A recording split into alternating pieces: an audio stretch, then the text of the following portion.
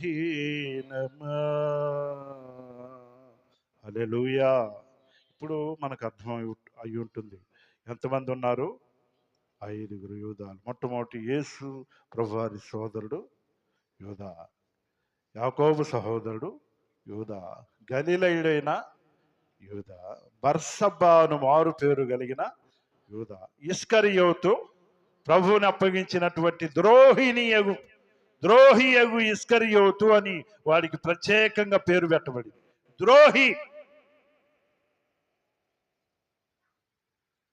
బిగ్గరగా స్తోత్రం చెప్పండి ఒకసారి. హల్లెలూయా. ఇప్పుడు యూదా ఎవరు అనేది మనకు అర్థమవుతుంది. అసలు ఇస్కరియోతు అనేది ఏ ప్రాంతంలో నుండి వచ్చింది ఆ పదం?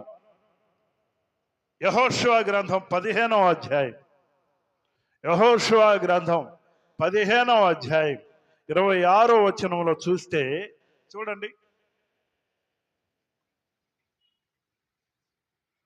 యెహోషువ గ్రంథం 15వ అధ్యాయం 26వ వచనం. ఇంతసేపా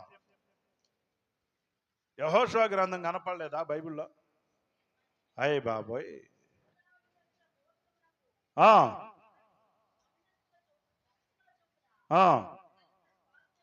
స్వాస్థ్యం ఇది దక్షిణ దిక్కున.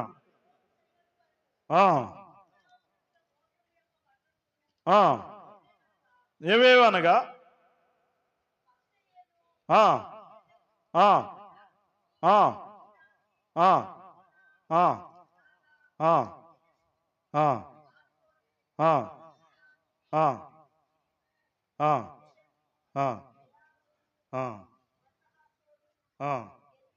కెరీయోతు.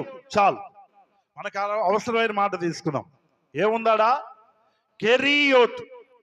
ఇతని పేరేంది? ఇస్కరియోతు. ఇస్కరియోతు. కెరీయోతు అనే ప్రాంతంలో నుండి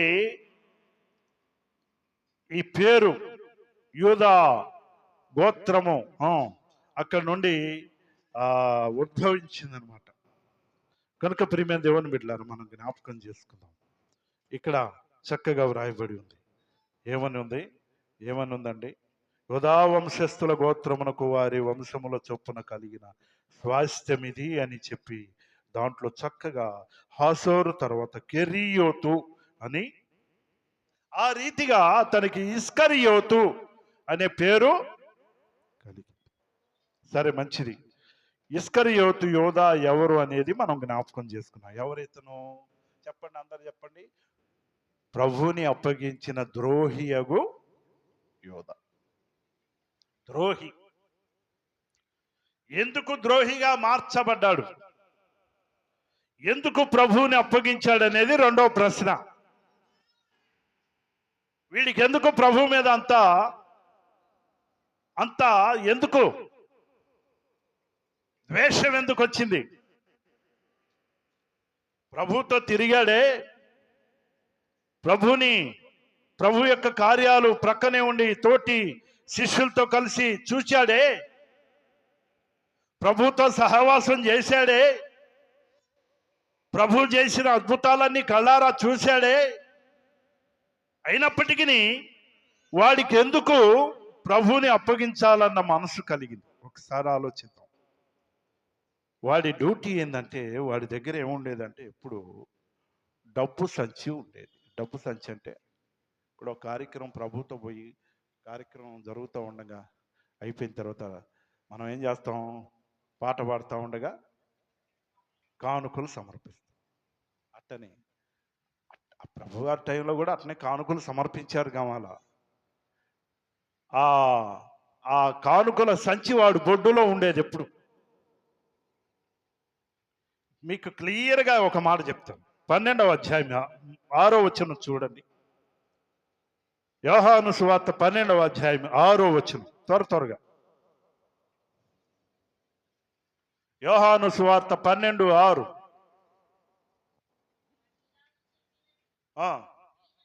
అమ్మ 3వ వచనం నుండి చదివితే బాగా అర్థమవుతుంది.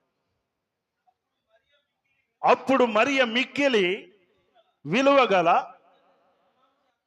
జటామాంసి అత్తరు చేరున్నర ఎత్తుకొని తీసుకొని యేసు పాదములకు పూసి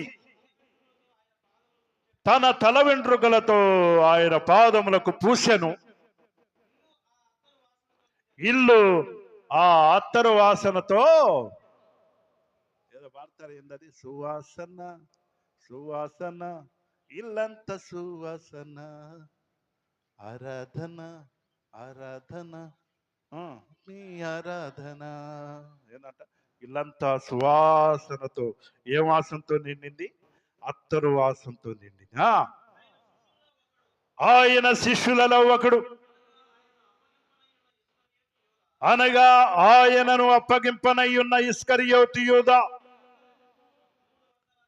ఈ అత్తరెందుకు 300 దేనారములకు అమ్మి బీదలకి ఇవ్వలేదా? నేను తర్వాత ఏమండి, అక్కడ మగ్దలేని మరి ఏం చేసిందంటే, తన పాపాలు క్షమించాడు గనుక, విస్తారమైన ఆమె పాపాలు క్షమించాడు గనుక ప్రభువారికి ఏం చేసిందండి? తన పాదాల మీద, ప్రభువారి పాదాల మీద విలువైన అత్తరు జటామాంసిని పూసి ఏం చేసింది? తన తల వెంట్రుకలతో తుడుస్తూ పాదాలు ముద్దు పెట్టుకుంటూ ప్రభుని కనపరుస్తూ ఉంటే వీడు చూచి వారవలేక ఏమంటున్నాడో తెలుసా? ఎందుకు అంత అత్తరు, అంత అంటే ప్రభువుకి అంత అత్తరు పోయాలా ఏంది? ఎందుకు అంత అత్తరు వేస్ట్ చేస్తున్నావు? ఎన్ని దేనారాలకు అమ్మొచ్చు అంటున్నాడు? 30 దేనారాలకు అమ్మి బేదలకి ఇవ్వచ్చు కదా, 300 దేనారాలకు అమ్మి బేదలకి ఇవ్వచ్చు కదా అని అన్నప్పుడు ప్రభువారు అంటాడు, అయ్యా ఆమెని తొందర పెట్టొద్దు,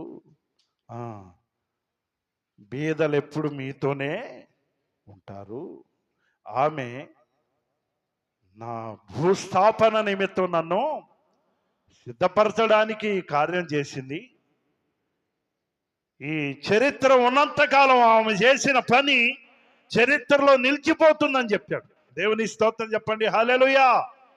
ఆ అత్తర మీద ప్రేమతో కాదు, ఖర్చు అయినందు అనే దానికి కాదు.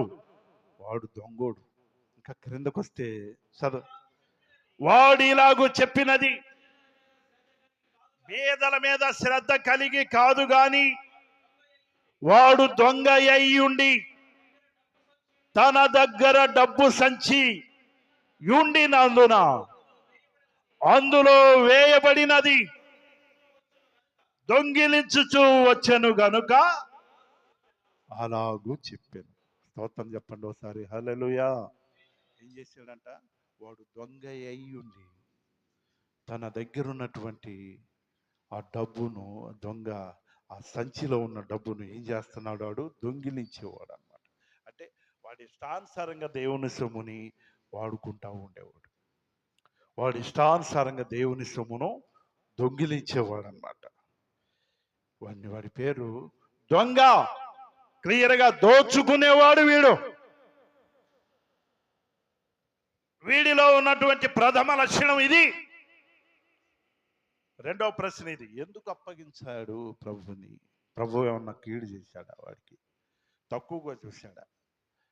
యోధాన్ని ఏమన్నా కించపరిచాడా? ప్రభు ప్రత్యేకంగా అపోస్తలుడిగా ఏర్పాటు చేసుకున్నాడే. ఏర్పాటు చేసుకుంటే ప్రభు వెంట ఉన్నాడే, ప్రభుని వెంబడిస్తూ ఉన్నాడే. తోటి శిష్యులందరితో పాటు కలిసి ప్రభువు అతనికి కూడా అంత ఘనత ఇచ్చాడే. అయినప్పటికీ తన ప్రియ ప్రభుని ఎందుకు వాడు అప్పగించాలనుకున్నాడు అంటే, వాడు దొంగోడయ్యుండి డబ్బుని దొంగతనం చేస్తూ ఉండి, ఇక ప్రభువుని గనక మనం అప్పగిస్తే మనకు చాలా డబ్బులు వస్తాయి అనుకున్నాడు వాడు. ప్రభువుని అప్పగిస్తే నాకు చాలా ధనం వస్తుంది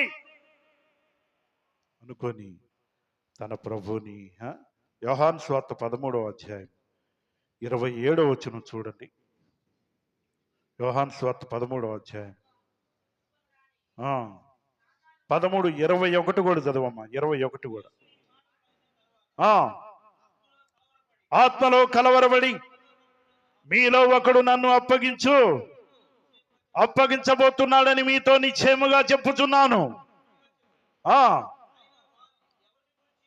ఆయన ఎవరిని గురించి ఇలాగూ చెప్పెనో అని శిష్యులు సందేహపడుతూ ఒకరిని తట్టు ఒకరు చూచుకుంటూ ఉన్నప్పుడు ఆయన శిష్యులో యేసు ప్రేమించిన ఒక శిష్యుడు యేసు రొమ్మును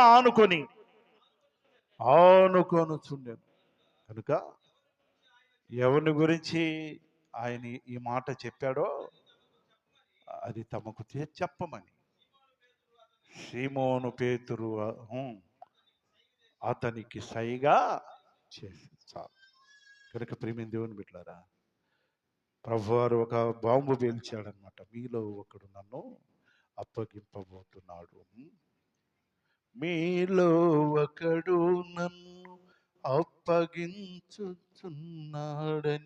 చెప్పగానే ప్రభువు మాట ఒప్పుకొనలేదు యూదా. తట్టి తరలిపోయి తల క్రిందులుగా బడి నడిమి బ్రద్దలై నశించే పోయే యూదా. నడిమి బ్రద్దలై నశించే పోయే యూదా. ఆలస్యం చేయకుండా కేవు తీసుకో, అవకాశముండగా నీవు చేరుకో. రక్షణ ఓడ తలుపు తెరువబడింది, ఆడు మరి చెరువలో ఉంది. రక్షణ ఓడ తలుపు తెరువబడింది. రెండు చేతుల పైకి ఒకసారి విగ్రహ స్తోత్రం చెప్పండి. హల్లెలూయా, హల్లెలూయా. 13వ అధ్యాయం 11వ వచనంలో అంటాడు ప్రభువారు, యోహాను సువార్తలోనే 13వ అధ్యాయం 11లో అంటాడు, ఎరిగి ఉండెను గనుక మీలో అందరూ పవిత్రులు కారు అని చెప్పాడు. ప్రియమైన దేవుని బిడ్డలారా, 27వ వచనం కూడా చూద్దాం. వాడు ఆ మొక్క పుచ్చుకొనగానే సాతాను వానిలో ప్రవేశించెను. యేసు నీవు చేయుచున్నది త్వరగా చేయమని వానితో చెప్పగా అలాగూ చెప్పెను. ఎవనికి తెలియలేదు. ప్రియమైన దేవుని బిడ్డలారా, ఒక్కసారి జ్ఞాపకం చేసుకుందాం.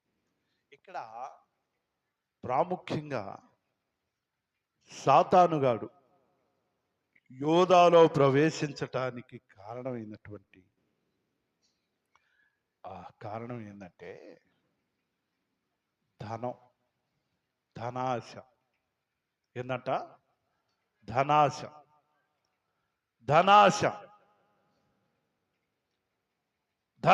సమస్తమైన కీడులకు మూలము అని ఉంది. ధనాపేక్ష.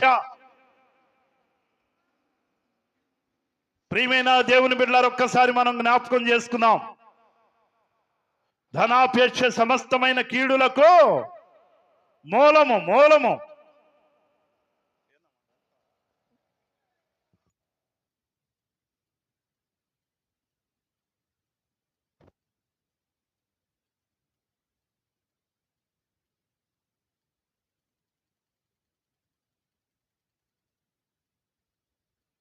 ఎల్లప్పుడు బిగ్గరగా స్తోత్రం చెప్పండి ఒకసారి. హల్లెలూయా. ధనాపేక్ష సమస్తమైన కీడులకు మూలము. వీడిని ఆకట్టుకుంది ఏంటంటే ధన సంపాదన. వాడు దొంగోడని, ఆ దేవుని సొమ్మును దొంగిలించేవాడని, తన దగ్గర ఉన్నటువంటి ఆ యొక్క సంచిలో ఉన్న ధనాన్ని దొంగిలించేవాడని చక్కగా వ్రాయబడి ఉంది. యేసు ప్రభు వారిని కనుక అమ్మితే మనకి ఇంకా ఎక్కువ ధనం వస్తుంది అని అనుకున్నవాడు వాడు ఆలోచన పుట్టింది. ఎప్పుడైతే ఆలోచన పుట్టిందో సాతానుగాడు వాళ్ళలో ప్రవేశించాడు. ఒకటి గమనిద్దాం, సాతానుగాడికి మన బలహీనతలేంటో బాగా తెలుసు. మన బలహీనత మీదనే వాడు ప్రయోగం చేస్తాడు. మనకి ఏ విషయంలో మనం బలహీనమో దాని మీదనే వాడు ఏం చేస్తాడు? అటాక్ చేస్తాడు. వాడి వైపు లొంగ తీసుకోవాలని చూస్తాడు. కానీ మనం ఆరాధిస్తున్న దేవుడు, మన దేవుడైన ప్రభు మనల్ని ప్రేమతో హెచ్చరిక చేస్తాడు. యోధాకి ఎన్నోసార్లు హెచ్చరిక చేశాడు ప్రభువారు, అది మంచి పని కాదురా అన్నట్లు వాక్యపరంగా. మరి సహోదర ప్రేమ విషయంలోనూ యోధా చేస్తున్నటువంటి దొంగ పనులన్నీ ఎరిగి ఉన్న దేవుడు, అది ఎన్నో మార్లు హెచ్చరిక చేసినా కూడా ప్రభు మాటలు లక్ష్య పెట్టలేదు. ఆఖరికి వాడు ఏం చేయాలనుకున్న యోహాను సువార్త 18వ అధ్యాయం మొట్టమొదటి నుంచి చూడండి. యోహాను సువార్త 18వ అధ్యాయం యేసు ఈ మాటలు చెప్పి తన శిష్యులతో కూడా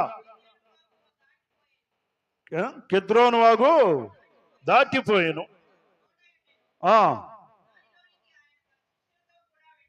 శిష్యులతో కూడా వెళ్ళెను.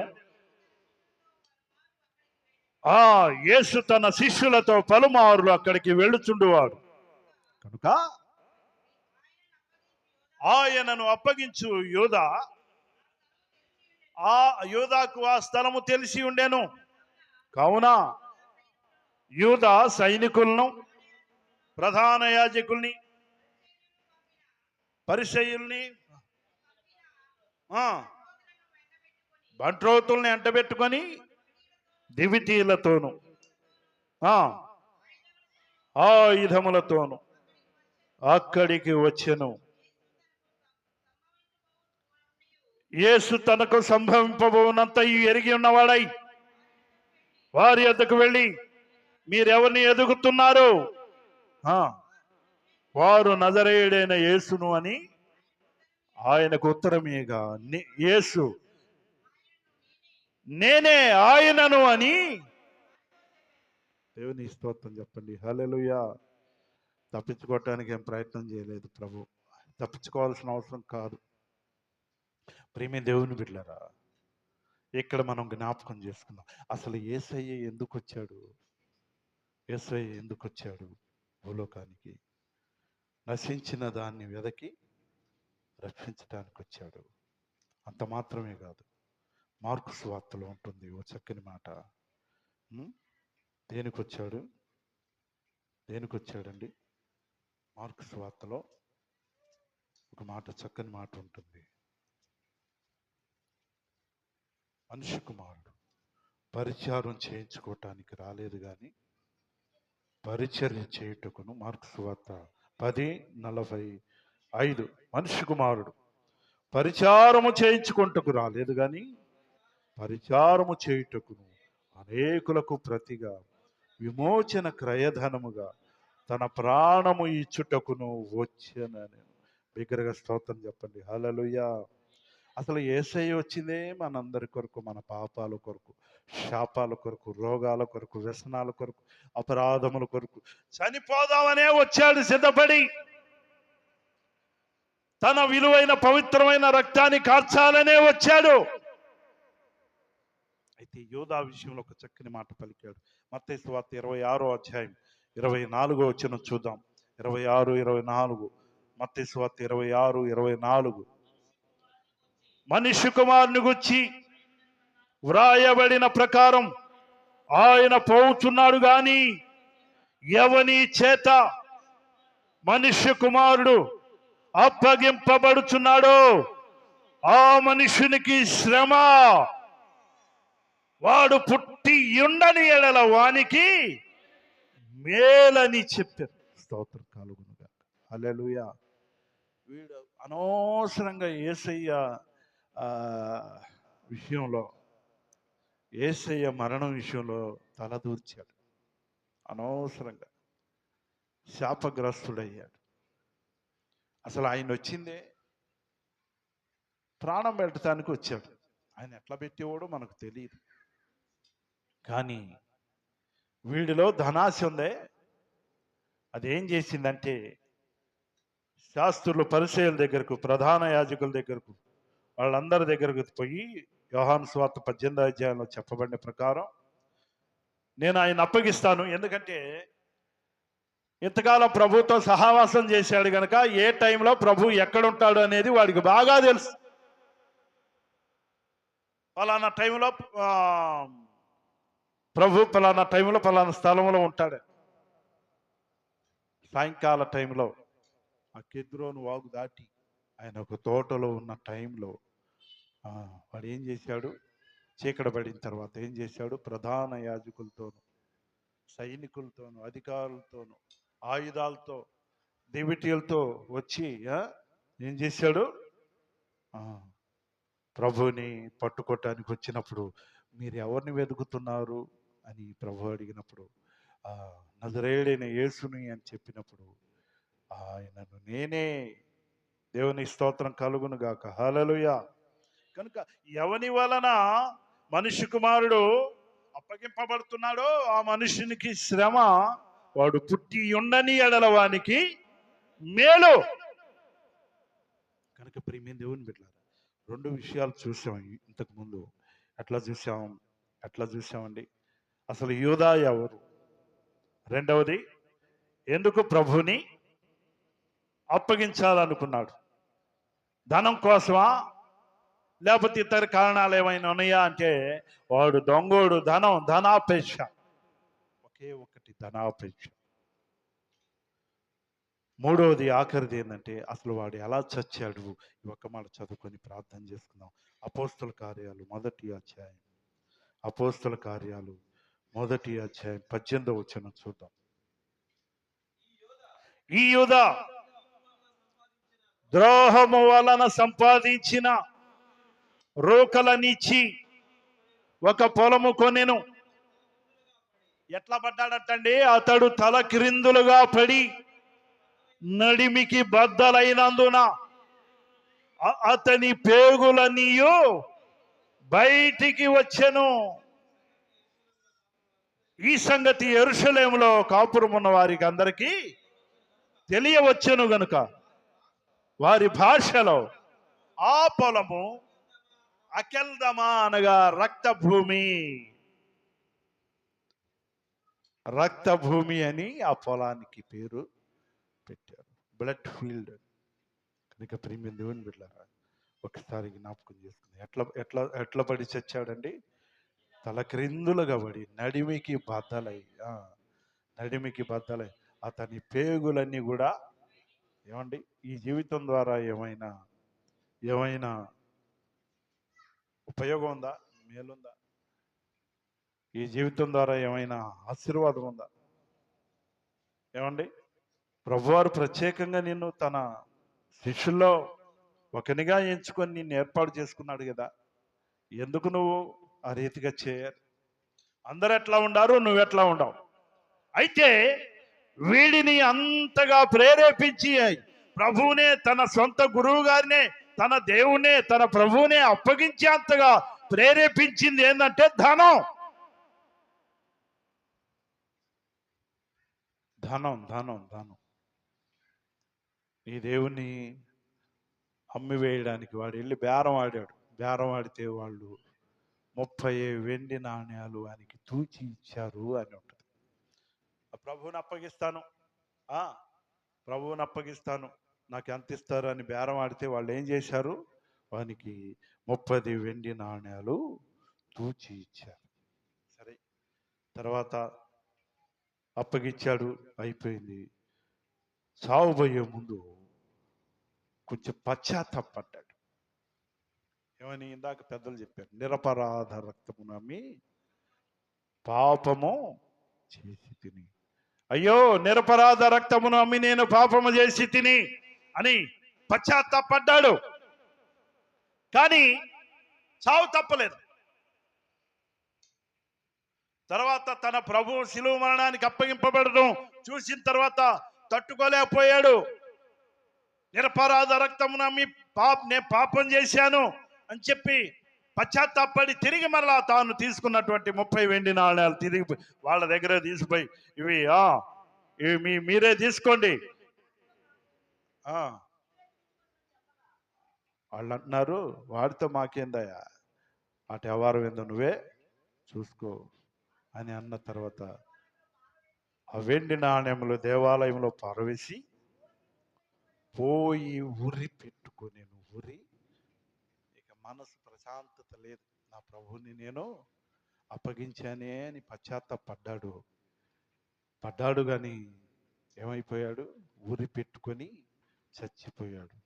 అట్టా నడిమికి బ్రద్దలైనందున, తల క్రిందులుగా పడి నడిమికి బ్రద్దలైనందున వాని పొట్టలో ఉన్న పేగులన్నీ కూడా బయటికి వచ్చి చచ్చిపోయాడు. తర్వాత అపోస్తలత్వంలో ఒక వ్యక్తి లేడు గనక అక్కడ ఉన్నటువంటి మిగిలిన అపోస్తలందరూ కూడా చీటీ వేసి 25వ వచనం 26వ వచనం చూడండి. అపోస్తల కార్యాలు 1వ అధ్యాయం 25, 26 వచనాలు చూడండి. తన చోటికి పోవుటకు యోధా తప్పిపోయి పోగొట్టుకొనిన ఈ పరిచర్యలోను అపోస్తలత్వములోను పాలు పొందుటకు వీరిద్దరిలో నీవు ఏర్పరచుకొనిన వారిని కనుపరచుమని ప్రార్థన చేశారు. ప్రభువుకి ప్రార్థన చేసి చీటీ వేశారు. చీటీ వేస్తే 26వ వచనం, మత్తీయా అనే ఒక సహోదరుని, మత్తీయా పేరుతో ఏమొచ్చింది అంటే యోధా స్థానంలో ఎవరున్నారు? మత్తీయా. బిగ్గరగా స్తోత్రం చెప్పండి, హల్లెలూయా. ఏమండి, ఏం పోగొట్టుకున్నాడు యోధా? అపోస్తలత్వాన్ని పోగొట్టుకున్నాడు, గొప్ప పరిచర్యను పోగొట్టుకున్నాడు, దేవునితో సహవాసాన్ని పోగొట్టుకున్నాడు, మంచి పేరును పోగొట్టుకున్నాడు. శిష్యుల్లో ఒక శిష్యుడిగా ఎంచబడిన వాడైనప్పటికీ, ముందు అన్ని చూసినప్పటికీ ఆఖరికి ద్రోహి అయిపోయాడు. తన గురువు గారినే, తన యజమానునే, తన ప్రభువునే మరణానికి అప్పగించినటువంటి ద్రోహిగా మారిపోయాడు. కనుక మనం ఏ విషయంలో తప్పిపోతూ ఉన్నాం? మనకందరికీ ప్రశ్న. యోధా తప్పిపోవడానికి కారణం ధనాపేక్ష. దొంగోడు అనమాట వాడు, దొంగోడు. మనం ఏ విషయంలో తప్పిపోతున్నాం? ప్రియమైన దేవుని బిడ్డలారా, కొందరికి బంగారం, వెండి నగలు ఇదొక ఆటంకం, అడ్డుబండ. కొందరికి భూములు, అర్థమైందా? నాకు ఇంత భూమి ఉంది, నాకు అంత స్థలం ఉంది, అంత ఇది ఉంది, అంత ఆస్తి ఉంది, అంత అంత అంత ఆస్తిపాస్తులు ఉన్నాయి నాకు అని చెప్పి విర్రవీగుతూ ఉంటారు. కొందరికి భవనాలు, బిల్డింగులు, కొందరికి ఏంది విలాసవంతమైన కార్లు, విలాసవంతమైన సదుపాయాలు, సుఖభోగాలు. కొందరికి వారి అందచందాలు ఆటంకం, కొందరికి ఐశ్వర్యం, పేరు ప్రతిష్టలు, వారి కలిగినటువంటి ధనం, ఇవన్నీ ప్రభు నుండి మనల్ని దూరపరిచేయాలన్నమాట. అంటే దేవుని కంటే ఎక్కువగా వీడు దేన్ని ప్రేమించాడు? చెప్పాలా? దేన్ని ప్రేమించాడు? ధనాన్ని ప్రేమించాడు కనుక ద్రోహిగా మార్చబడ్డాడు. ఎప్పుడైతే వాళ్ళు ఆ బలహీనపు ఆలోచన వచ్చిందో వాడు క్యాచ్ చేశాడు. ఎవడు వాడు? సాతాను గడు పట్టుకున్నాడు. లేక ఎవనో కాదు, వాడిని ఎందుకు, ఆ ధనంతో నీకు ఇంకా ఎక్కువ ధనం వస్తుంది, నీ గురువుని అప్పగించు అని చెప్పి ప్రేరేపించాడు. అప్పుడు పోయి అక్కడ బేరవాడాడు, 30 వెండి నాణ్యాలు తీసుకున్నాడు. తన గురువు గారిని, ప్రభువుని 30 వెండి నాణ్యాలకు అమ్మేశాడు.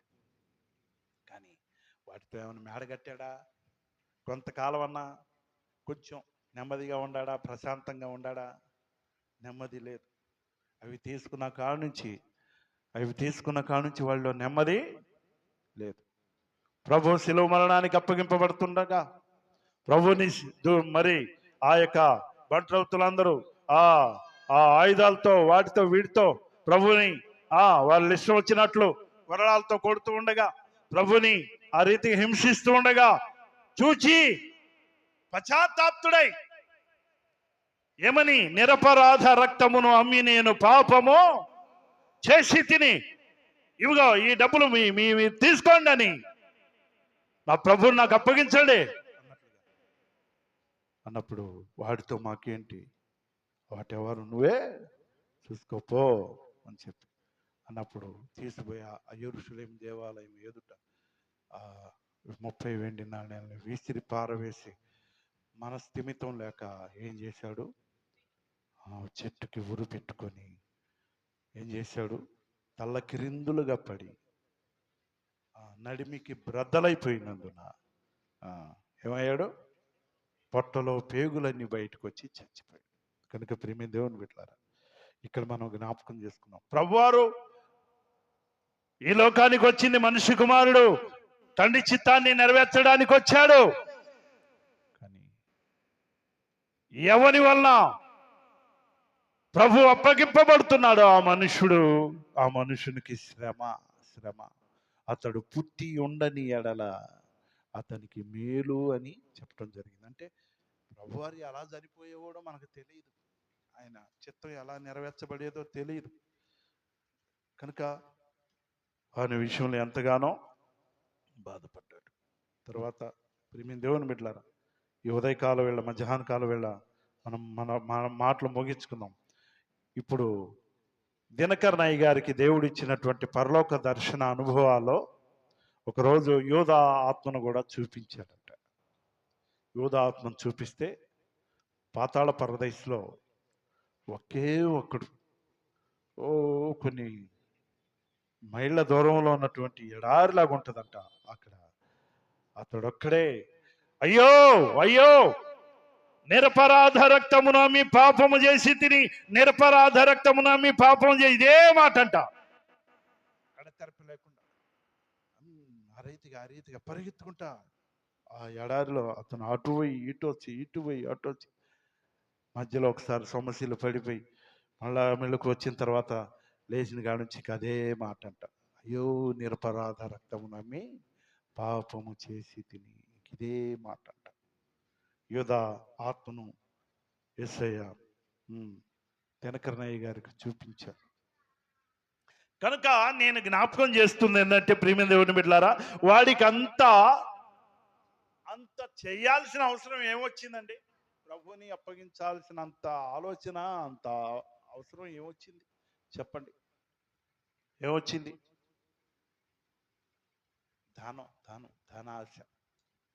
ధనాశ.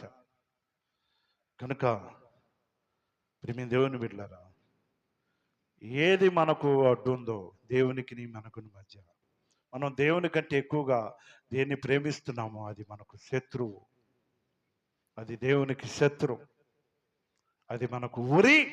అంతే. దేవుని కంటే మనం దేన్ని ఎక్కువ ప్రేమిస్తే దాన్నే దేవుడు మనకు ఉరిగా ఉంచుతాడు. కనుక మన మాటలు ముగించుకుందాం. మధ్యాహ్న కాల వేళ యూదా ద్వారా మనం హెచ్చరింపబడుతున్నాం. వాడిని మోసపుచ్చింది సైతాను గాడి వాళ్ళలో ప్రవేశించటానికి కారణమైనటువంటి ఒక సమస్య ఏంటంటే, వాడు కలిగి ఉన్న ధనాపేక్ష, వాడు దొంగ, దోచుకునేవాడు. అది ఒకసారి బిగ్గరగా స్తోత్రం చెప్పండి. హల్లెలూయా, హల్లెలూయా. యోధా శిలువదారి నాటకాలు అట్లాంటివి జరుగుతూ ఉంటాయి కదా అనేక స్థలాల్లో.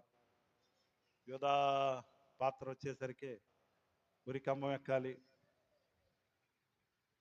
నిజంగానే ఊరేసుకుంటారా? యాక్టింగ్ కదా, అవునా కదా?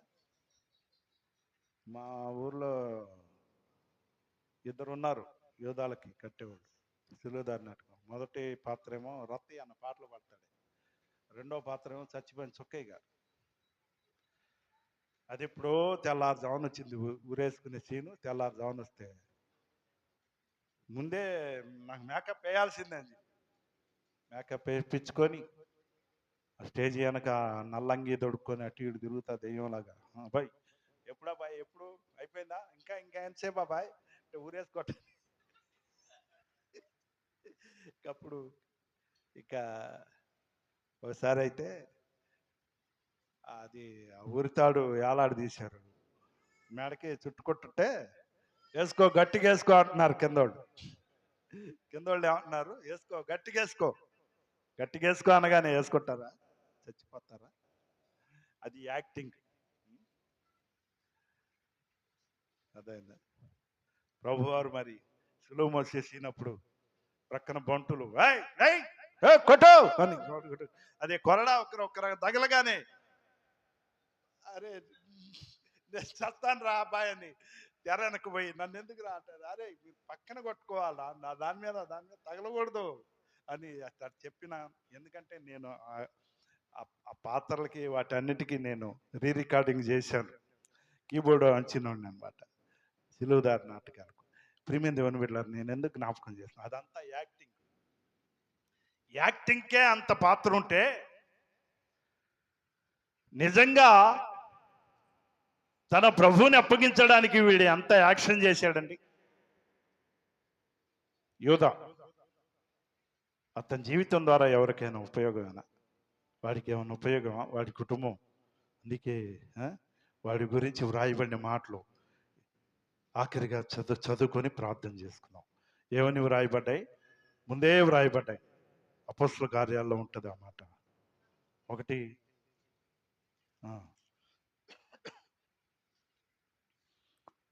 దేవుని ప్రేమ ఇదిగో జనులారా, 20వ వచనం, అతని ఇల్లు పాడైపోవును గాక,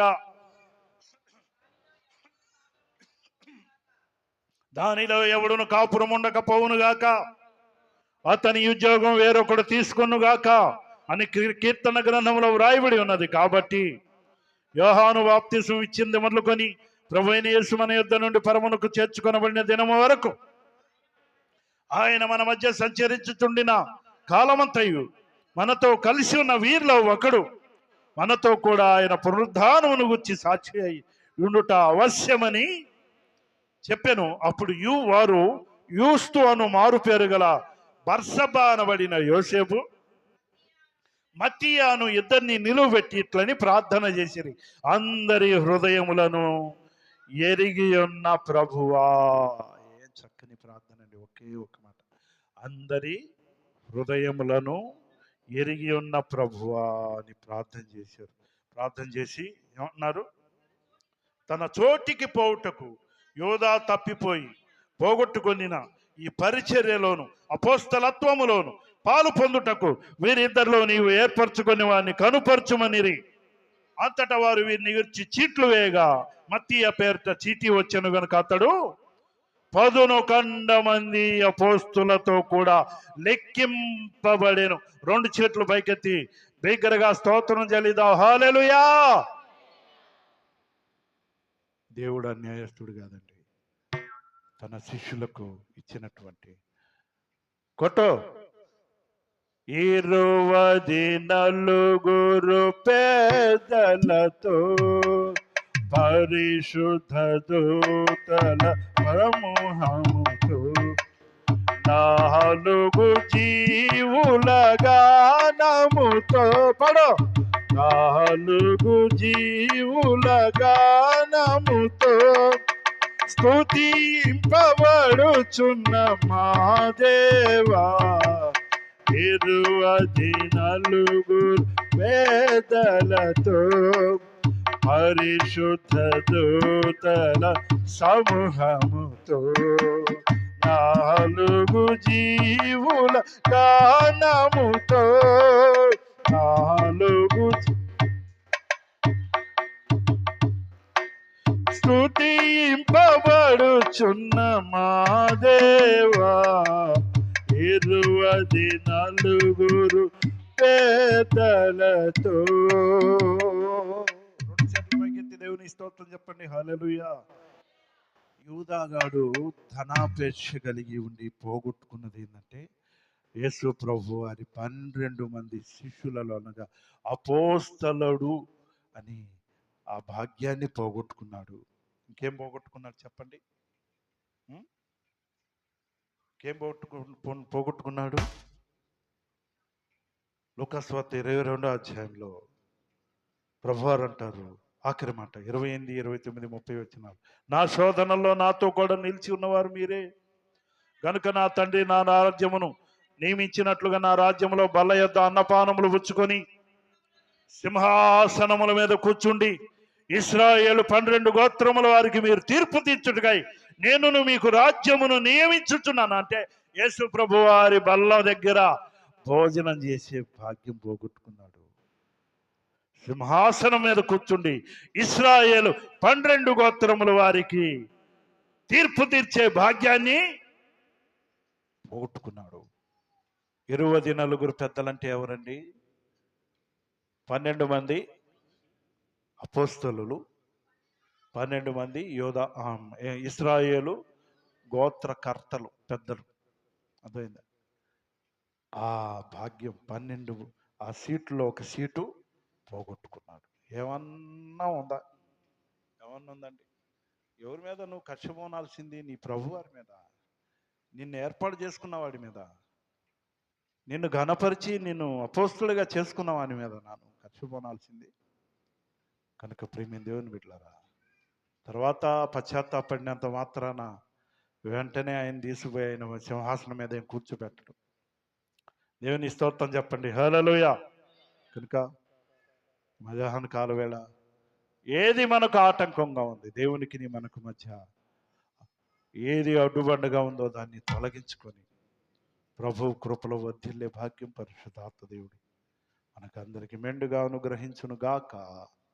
ఆమేన్ చెప్పండి, ఆమేన్. దేవుడి మాటలు మన వినికిలో తన పరిశుద్ధాత్మ నీరు కట్టి ఫలింపచేయును గాక. ఆమేన్, ఆమేన్. హల్లెలూయా, హల్లెలూయా. మంచిది. సోదరులు దానయ్య గారు ప్రార్థనలో నడిపిస్తారు. ఏకీభవిద్దాం. మైకట్ ఇవ్వండి. నీకు స్తోత్రములు, వందనాలు తండ్రి. అయా, ఈ పునరుద్ధాన దినంలో ప్రభా నీ సన్నిధిలో చేరి ఈ రీతిగా నీ నామాన్ని బట్టి ఘనపరచడానికి ప్రభా మీరు ఇచ్చిన శ్రేష్టమైన సమయాన్ని బట్టి నీకు స్తోత్రములు, వందనాలు తండ్రి. అయా, నీ లేఖన భాగంలో నాయనా మరి యోధాను గురించి తెలుసుకోవడానికి ప్రభా మీరు ఇచ్చిన ధన్యతను బట్టి నీకు స్తోత్రములు, వందనాలు నాయన. యోధా నాయనా అనేటువంటి వారు నాయనా బైబిల్లో ప్రభా అయా ఇదిగో తండ్రి 5గురు ఉన్నారని మేము తెలుసుకోవడానికి ప్రభా మీరు ఇచ్చిన ధన్యకరమైన మాటలను బట్టి నీకు స్తోత్రములు, వందనాలు తండ్రి. అయా ఇదిగో తండ్రి ఇస్కరియోతు యోధా అనేటువంటి మాటను ప్రభా కిరియోతు అనేటువంటి మాట నుండి వచ్చినటువంటి మాటను బట్టి ప్రభా నేను తెలుసుకోవడానికి మీరు ఇచ్చిన ధన్యతను బట్టి నీకు స్తోత్రములు, వందనాలు తండ్రి. అయా యోధా అంటే ప్రభా స్తుతి అని. అయా మరి ఇదిగో తండ్రి యోధా ప్రభా ఇదిగో తండ్రి 12 మంది యోధా మరి ధనాగారం అంతటి మీద ఆధిపత్యం కలిగినటువంటి వాడుగా ఉన్నాడు. అయా మరి యేసు ప్రభా విషయంలో ప్రభా అయా యోధానైనా మరి ఆ యొక్క అత్తరు పూసినప్పుడు నాయన ఆ విషయంపై మరి సనుగు గొనుగులుగానేటువంటి వాడుగా ఉన్నాడు, ఆలోచన కలిగినటువంటి వాడుగా ఉన్నాడు. కారణము వారి యొక్క ధనాపేక్ష అంతటితో ఆగిపోకుండా ఆ ధనాపేక్ష చివరికి నాయన అయా ఇదిగో తండ్రి మరి యేసు ప్రభు వారిని అయా 30 వెండి నాణ్యాలకి అమ్మటానికి అయా కారణమైనట్టుగా కనబడతా ఉంది. ఒకవేళ ప్రభా అయా నీ బిడ్డలంగా నీ ప్రజలంగా అని చెప్పుకుంటాం మేము నాయనా ధనాపేక్ష ఉంటే సమస్తమునకు కీడు కలుగుతుందని మీరు లేఖన భాగంలో మీరు తెలియపరుస్తూ వచ్చారు. అయా ఇదిగో తండ్రి మాలో మేము అలాంటి తలంపులు అలాంటి ఆలోచనలు ప్రభా ఒకవేళ ఉంటే ప్రభా నా మటుకు నేను ఎవరి మటుకు వారు నాయన హృదయాలను పరిశీలించుకొని నాయన అయా ఇదిగో తండ్రి సరిదిద్దుకునే మనసును అయా ఇదిగో తండ్రి దయచేయమని అడుగుతున్నాను నాయన. అవును నాయన ఇస్కరియోతును యోధాను నాయన ప్రభు వాళ్ళు చేయి వేస్తున్నప్పుడు నాయన అనేక మార్లు హెచ్చరిక చేశారు. అయినప్పటికీ కూడా ఇస్కరియోతు యోధా నాయన పెడచెవి పెట్టినటువంటి వాడుగా ఉన్నాడు. అయా అపవాది అయా మరి అవకాశం ఇచ్చాడు అపవాదికి, అయా వారి క్రియలకి ఆ యొక్క ఆలోచనలకి తావిచ్చినటువంటి వాడుగా ఉన్నాడు. అయా ఇదిగో తండ్రి మరి చివరికి నాయన అయా మరి ఉరి పెట్టుకొని ప్రభా అయా ప్రేగులు బద్దలైనటువంటి వాడుగా కనబడుతున్నాడు. ప్రపంచంలో ఎవరు అట్టి మరణము కోరుకోలేదు, కానీ అయా ఇదిగో తండ్రి ఇస్కరియోతు మీదకైతే మరి ప్రభా అట్టి భయంకరమైన మరణం కలిగినట్టుగా కనబడతా ఉంది. అయా ఇదిగో తండ్రి గొప్ప దేవానికి స్తోత్రములు, వందనాలు తండ్రి. అయా విన్నటువంటి మాటలు ప్రభా మా హృదయంలో అయా ఇదిగో తండ్రి భద్రపరుచుకునేలాగా కృప చూపించండి, సహాయం దయచేన. అయా ఇస్కరియోతు యోధా నాయన ఆ కీర్తన భాగంలో రాసినటువంటి మాటలు కూడా చదివి ఉండొచ్చు నాయన, ఎందుకంటే ప్రభా ధర్మశాస్త్రమును కూడా ధ్యానించంటి వాడుగా ఉన్నాడు. అయా ఇదిగో తండ్రి ప్రభా ఆ మాటలు ప్రభా మరి అయినప్పటికీ కూడా పెడచెవి పెట్టినటువంటి వాడుగా కనబడతా ఉన్నాడు నాయన. అయా సరి చేసుకోలేని వాడుగా కనబడతా ఉన్నాడు. అయా మా జీవితాల్లో కూడా ప్రభా ఎన్నో మారులు నాయన అనేక వచ్చారు. అయ్యా ఇదిగో తండ్రి ప్రియమైన శిష్యుడైనప్పటికీ కూడా నాయన అయ్యా అయ్యా ఎప్పుడైతే అవిధేయత కలిగి ఉన్నటువంటి వాడుగా ఉన్నాడో ఆ అవిధేయతను బట్టి నాయన త్రోసి వేసిబడినటువంటి వాడు కనబడతా ఉన్నాడు. అయ్యా దించి స్తుతించి వేడుకుంటున్నాం తండ్రి. ఆమేన్. ఆమె